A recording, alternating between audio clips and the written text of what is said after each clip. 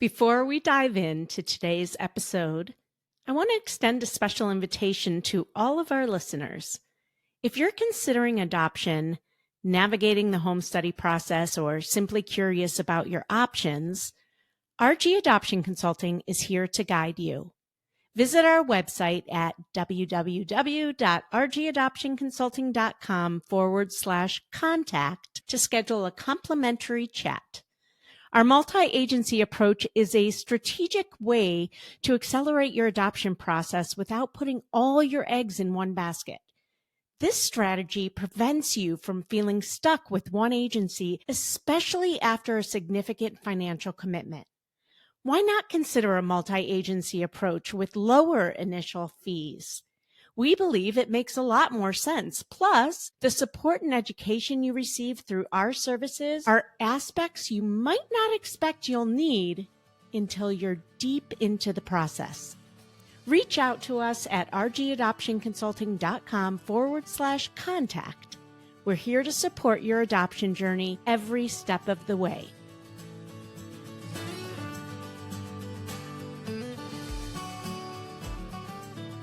Your dream is to become a mom. My dream is to help you get there. I'm Rebecca Greenspan, a single mom through domestic adoption and an adoption consultant for over a decade. I'll be your guide, along with other adoption professionals and members of the adoption constellation, walking you step by step down this beautiful and complex path of adopting your baby.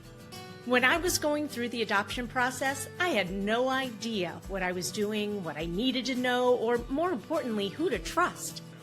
Well, after helping hundreds and hundreds of families grow through the beauty and complexity of adoption, I've learned more than a thing or two, and let me tell you, it's not always rainbows and butterflies. This isn't just another podcast sharing adoption stories, but it's for you if you're genuinely committed to diving in with an open heart, eager to learn everything there is to know about adopting a baby so that you can show up for yourself and your child in the best way possible. This podcast is for you if you're ready to put your newfound knowledge into action. Adoption isn't for the weak of heart, and it certainly isn't done when your baby gets placed in your arms. If that's what you think, I'm afraid you're living in la la land. My promise to you is to keep it real if you promise to keep digging. We'll acknowledge the hard, and we'll also celebrate the joy that is adoption. You ready? Let's do this.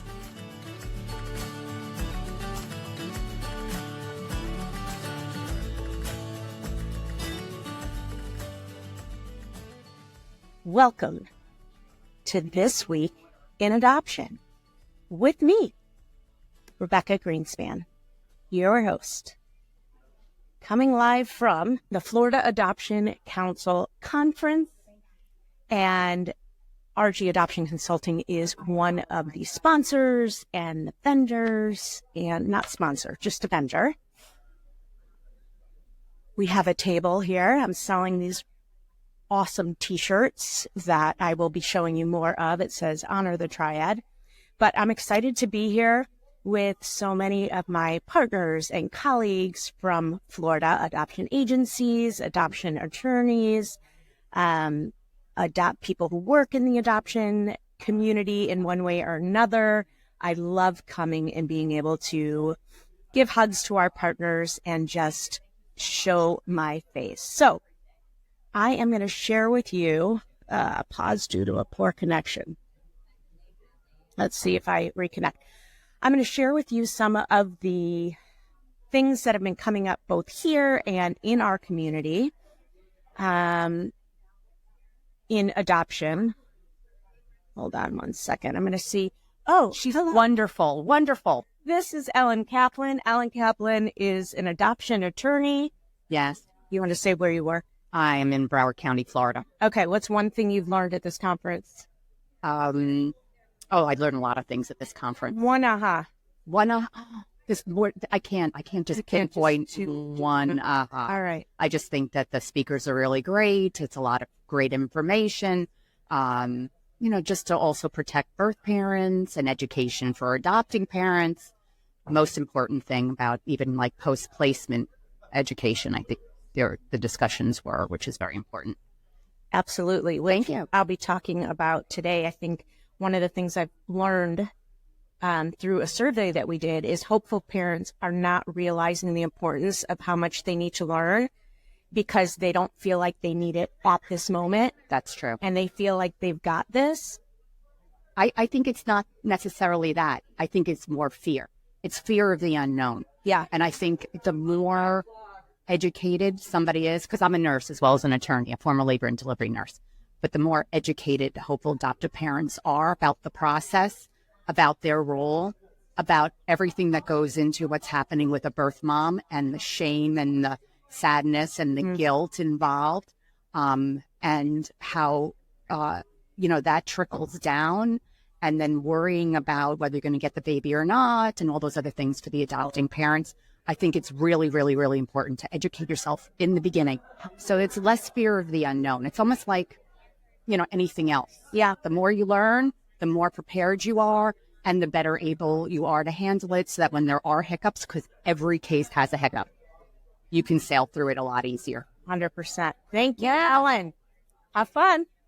All right, good. That's what I was hoping would happen, that we have some guest speakers. But actually, let's just start there.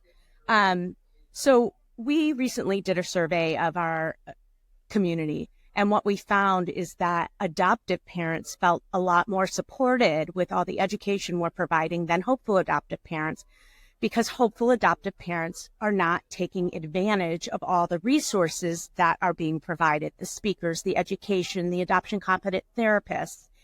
And our post-adoption people are coming back in droves to drink that up, because now suddenly they're like, oh my God, I need it and I wish I knew. So little ping in your brains, if you are a hopeful adoptive parent, drink up as much as you can now, because you will need it. 100,000,000% you'll need it. Okay. I wanted to also talk about, I was just sitting at breakfast this morning with an agency director and a couple of their their team, about the power struggle and the power shift. And the shift of power, meaning that as a hopeful adoptive parent, when you sign up with an agency, at that moment, that agency holds power. And many hopeful parents are really scared to ask questions, but it's so important to ask questions, because ultimately everybody wants a successful adoption in the end. And that's only going to happen if you are educated and aware of what you are saying yes to. So ask those questions. Don't be scared. Most likely that agency, if you are pushing back on anything that they're saying, they're not going to take it personally. They've done hundreds of these, thousands of these. So ask questions. You have the right to ask questions, and you want to know what you are saying yes to. Hopeful adoptive parents feel pretty powerless throughout the whole journey until you adopt. And then once you adopt, you hold all the power.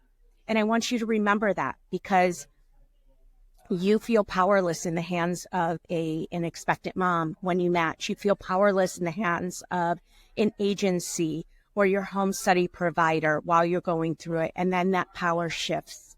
And for the rest of that child's life, you sit there with all the power. What are you going to do with that power? Hey, Rob, right? Do you want to come say hi really quickly? Yeah, of course. This is Rob from... Hey, guys. Florida Adoption Council. He's running the show here. I'm talking about the shift in power during adoption and how hopeful parents feel really powerless through the process, but then they hold all the power for the rest of this child's life, and what they do with it is really meaningful. Yeah, absolutely. 100% agree. Well, we're excited to hear from you today. Yes. Thanks for being a part of this. Good to see everybody. Awesome. Thank you. You're the best. Bye. All right. Cool. Another guest stopping in. All right. So I wanted to say that. I wanted to empower you to ask questions. Really, really important. I also, something else that came up, kids. Kids are kids. Kids are going to ask questions. They notice things, and things are important to them more than adults sometimes. Kids are going to say, why is your skin color brown when your mom's is white? Why do you have black hair and everybody else in your family has blonde hair? Have you talked to your child about that yet? Have you given them the language and the words to be able to answer questions like that they are gonna get? Have you read books with them about that? Make sure that you have books in your house that address those things that your kids are going to experience starting at a very young age. So you want to start having these conversations right now. I remember when my son was very young, and he's brown, he's Mexican. And he used to point out people, oh, that person has brown skin like me. Oh, that person has brown skin like me. Now, we had talked about it. Unfortunately, there weren't a ton of books at that time, and this was just 13 years ago. But there are now, and many of our families are creating their own books. There are plenty of places where you can take pictures of family members, of your kids, whatever, and create a book about their story.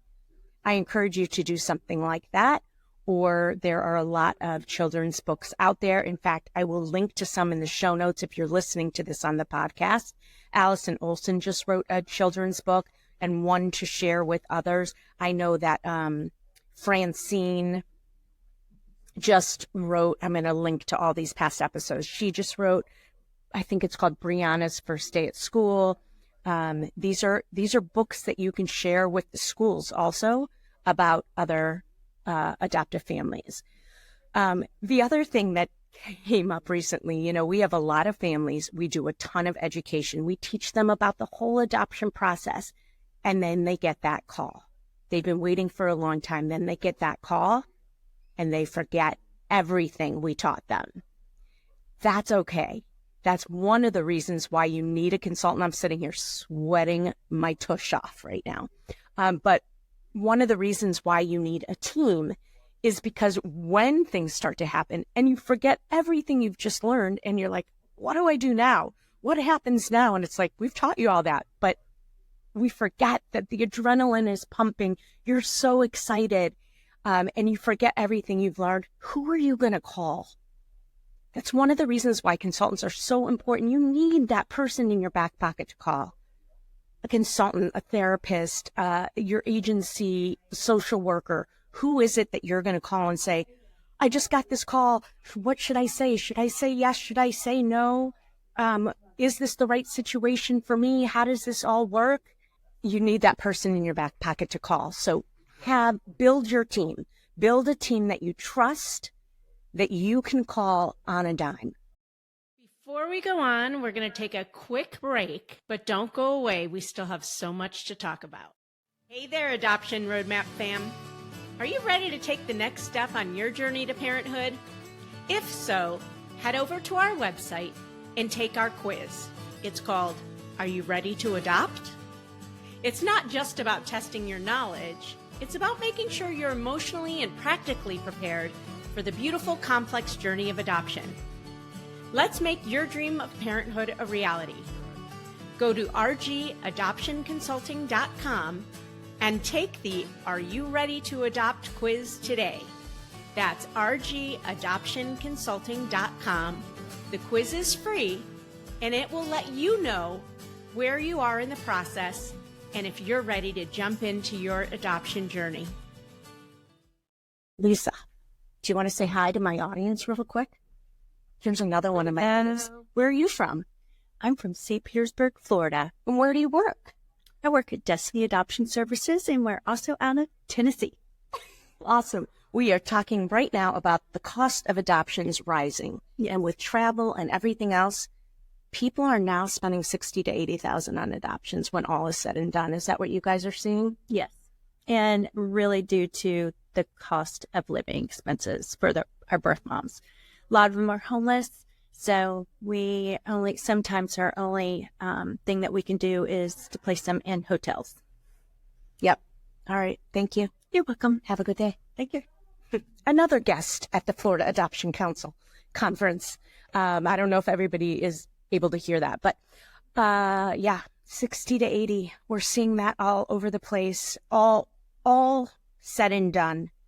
Travel, consultant, birth mom expenses, attorneys, So it's a hard reality. And we are grateful to partner with your adoption finance coach to help our families be able to look at where can they get grants, loans, fundraising options, gifts, all of that.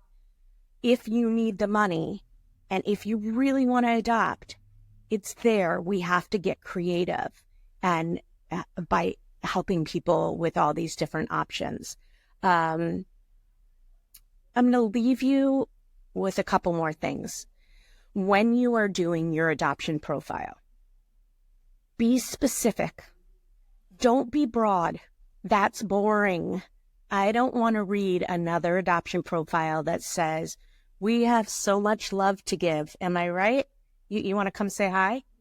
We're on my live, my podcast. Where are you from? Part of adoptions. Okay. I'm telling people that when they do their adoption profile, when they do their adoption profile, don't be so broad and say, oh, we have so much love to give. We love to travel, but to be specific, like, do you have a tattoo and that's meaningful?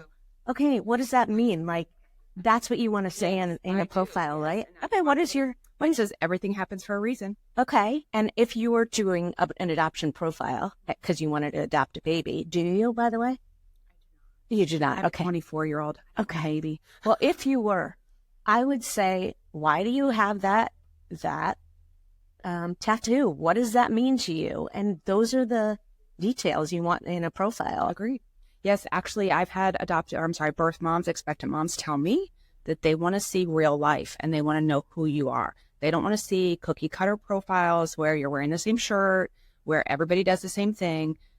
Literally had a girl tell me one time she wanted to see the barbecue stand on a white t-shirt that it's a Tim McGraw song. Oh my God. And she literally said, I want to see real life. Love it. Thank you. All right. Thank you. Thanks for stopping by. You can go to the bathroom now. Bye. So they want to see real life. They want to see the stain on your shirt. They want to see that you don't live in a perfect house with nothing on the floors. Be real. Be yourself. Show your quirky personality. Show who you are unapologetically, because you don't want to start, you don't want to like pretend to be somebody that you're not. That's starting on a lie. So be authentically you. I am going to end with, you have two choices when you start this adoption process and as you go through it.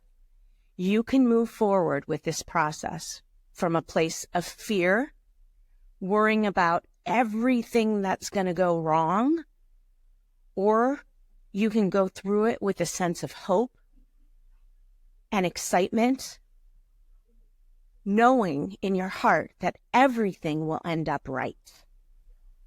You can start from a place of fear. You can go through it with a sense of fear in your heart about what can go wrong, or you can move forward with a sense of hope and excitement that everything, as Meredith's tattoo says, happens for a reason, and everything is going to end up right. Thank you for tuning in today. I will be back next week for another episode of This Week in Adoption. Bye-bye.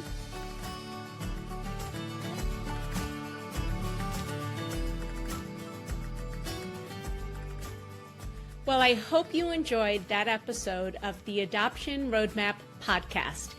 If you did, I have a few favors to ask of you. First, please hit subscribe so you never miss an episode.